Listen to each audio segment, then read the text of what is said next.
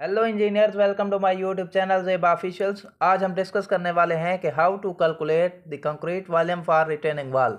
किसी भी retaining wall के लिए कंक्रीट वॉल्यूम किस तरह फाइंड आउट करते हैं।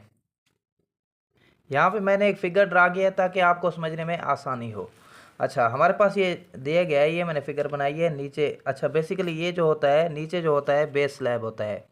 क्या होता है नीचे? ये वाला पोर्शन जो है बेस स्लैब, जिसको मैंने ए का नाम दिया है। You can see from this, इसको मैंने ए का नाम दिया है। आप ये इसको सही हो गया, बेस स्लैब को मैंने ए का नाम दिया है।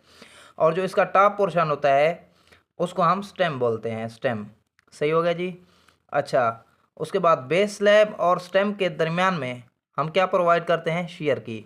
शीयर की हम इसलिए प्रोवाइड करते हैं ताकि सबसे पहले हम क्या करते हैं? बेस स्लैब की कंक्रीट करते हैं। ठीक ठीक हो गया जी। जब बेस स्लैब की कंक्रीट कर लेते हैं तो उसके बाद हम स्टेम की कंक्रीट करते हैं। और स्टेम और बेस स्लैब के दरमियान जो जॉइंट बनता है वो अच्छे से बने, जो जॉइंट है वो बेहतरीन बने, उसके लिए हम शेयर की प्रोवाइड करते हैं। शेयर की का बेसिकली जो काम है वो होता है इस बॉन्ड को मजबूत रखना। सही हो गया जी। इसके अलावा ये हमारे पास ग्राउंड लेवल है। और दूसरी बात जो है वो स्टेम के कुछ हाइट पे हम कंस्ट्रक्शन जॉइंट प्रोवाइड करते हैं। ठीक हो गया जी। यहाँ पे भी हमारे पास ग्राउंड लेवल है।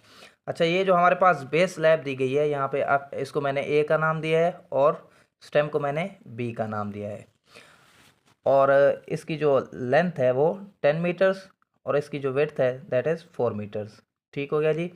और जो हमारे पास स्टेम है, स्टेम की जो लेंथ है, जो हाइट है वो 5 मीटर्स, सॉरी हाइट, हाँ 5 मीटर्स। और इसका जो टॉप है हमारे पास 300 mm। अगर हम इसको मीटर्स में कन्वर्ट करें तो ये 0.3 मीटर्स बनता है। और इसका जो बॉटम पोर्शन है स्टेम का दैट इज़ 600 mm, यानी कि 0.6 मीटर्स। ठीक हो गया जी। और इसके अलावा आज हम फाइंड आउट करेंगे कि इसमें कितना कंक्रीट का वॉल्यूम जो है वो कितना आता है। चलें जी, अब हम इस रिटेनिंग वाल के लिए, दी गई रिटेनिंग वाल के लिए जो है कंक्रीट वॉल्यूम फाइंड आउट करेंगे। Let's start the video. अच्छा, सबसे पहले हम क्या फाइंड आउट करने लगे हैं? वॉल्यूम ऑफ कंक्रीट वॉल्यूम, और sorry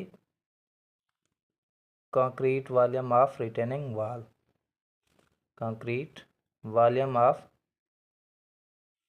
retaining wall, concrete volume of retaining wall. अच्छा, इसके वॉल्यूम के लिए क्या होगा हमारे पास? That is here we have volume of A, volume of A जो हमारे पास बेस स्लैब थी, plus volume of B, volume of B. ठीक हो गया जी। ये हमारे पास थी, ये ए हमारे पास था बेस स्लैब और हमारे पास बी था जो स्टेम। बेस स्लैब और स्टेम का जो टोटल वॉल्यूम होगा कंक्रीट के, जो टोटल वॉल्यूम होगा वो होगा हमारे पास टोटल रिटेनिंग वॉल का कंक्रीट वॉल्यूम। सही हो गया जी। चले जी, जब हम ए का वॉल्यूम कैलकुलेट करते हैं जो हमारे पास दिया गया है A, here we have volume, concrete volume of A. ठीक हो गया जी। Length by breadth by height या थिकनेस जो हमारे पास है। हमारे पास ए की लेंथ कितनी है? You can see from there 10 metres.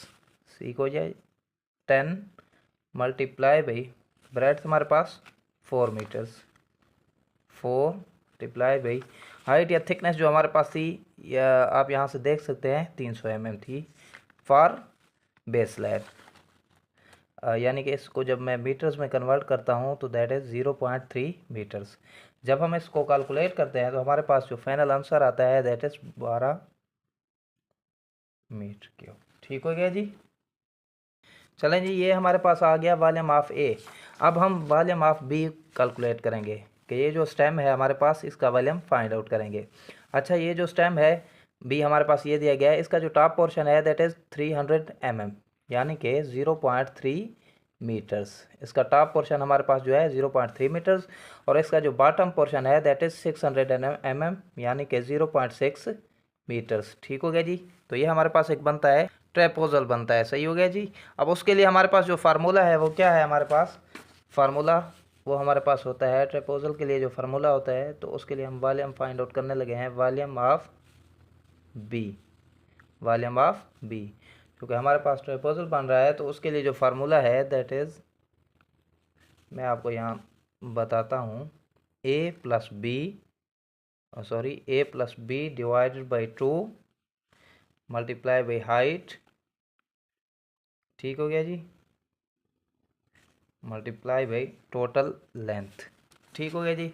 अच्छा, ए हमारे पास क्या बन रहा है, हमारे पास ए बन रहा है 0.3 और बी हमारे पास 0.6, ठीक हो गया जी।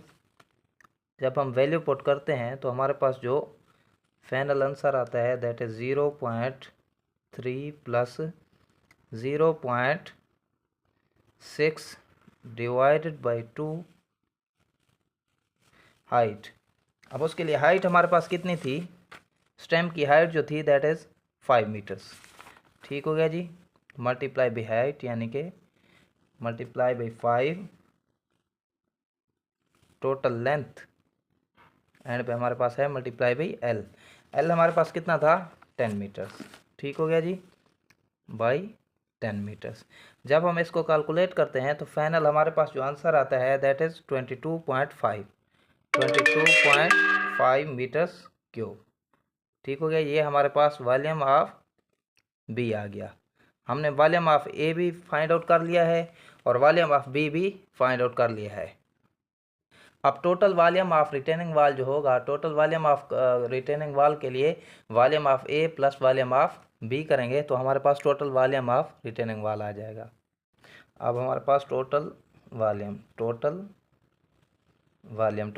हमारे पास क्या आएगा, volume of A plus volume of B,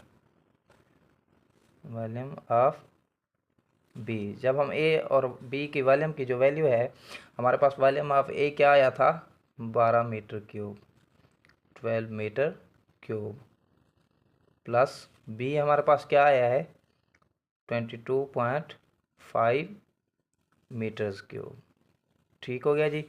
जब हम इसको ऐड करते हैं तो फाइनली जो हमारे पास वैल्यू आती है दैट इज़ 34.5 मीटर क्यूब।